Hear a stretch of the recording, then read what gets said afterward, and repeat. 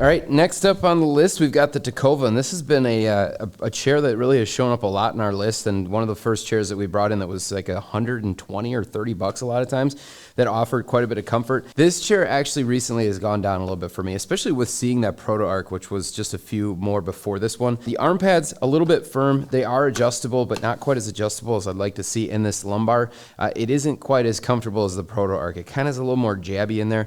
Same thing with the headrest. I think it's good. It's just stuff like this happens. Obviously, from a comfort standpoint, it's decent. But overall, I'm going to say for where we're at on this one, I'm going to drop it down to a C- from a C. I think there's, for what you're paying, it's pretty tough to get this any higher. I don't know. What do you guys think? I'm gonna be right there at the same rank. This has been my #1 go-to recommended chair for under $200 for years now. But being realistic about what you're getting, yes, I have been very high on this chair for the price. But again, it's a sub $200 chair. Is it gonna be perfect? Absolutely not. Is it gonna have all of the adjustments that you need? No. And does it have a seat that's not gonna be quite as comfortable as some other chairs? For sure. But I think the backrest is really comfortable. I do think that it offers good comfort, and the recline on this thing is insane. It's one of the only chairs that you're gonna find in this price range that you can go back as far as you can. And so if you're looking for a good type lounging chair to put in like a home office where you're gonna be watching movies, YouTube videos, and doing office work, I think this is a great chair for sub $200. But again, keeping expectations in check, I'm gonna be at a C-. Yeah, I think what happens is we start to bring in more and more chairs, and then all of a sudden your expectations change, or like what we think is a C tier can suddenly become a little different. For me, I do move this down a little bit to a C-. Yeah, probably used to be a pretty solid C for all of us, but yeah, again, compared to some others, it just doesn't quite match that level. So C- all across. Well, this is one of the chairs that actually didn't move in the rankings, the Sihoo M18. It's been terrible since the start. Really no redeemable qualities on it. It's got these awful curves on these incredibly firm armrests right here. Somehow this thing ranks like 4.5 out of 5 stars or something like that on Amazon with like some 10,000 plus reviews. I don't understand it. The seat is like a rock. Again, everything about this one is really uncomfortable for me, but the thing that's a deal breaker is the seat.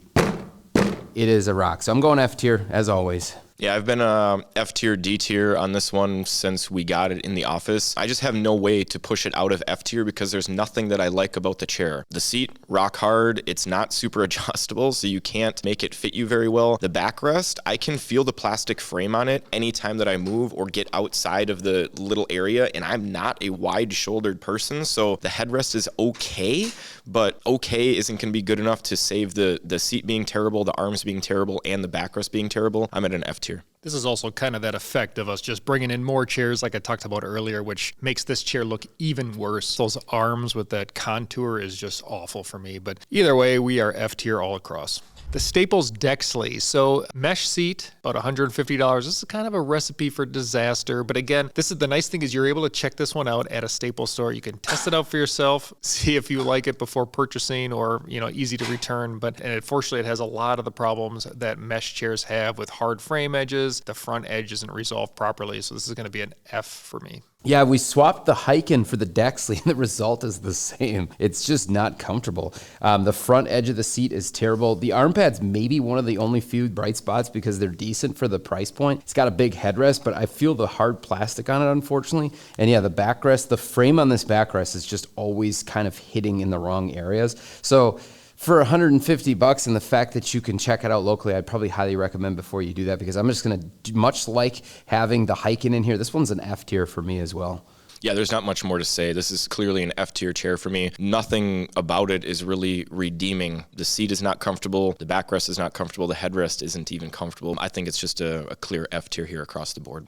If you want to see how we rank all of the most popular chairs, head over to BTODtv to see our full office chair tier list. Click the link in the description.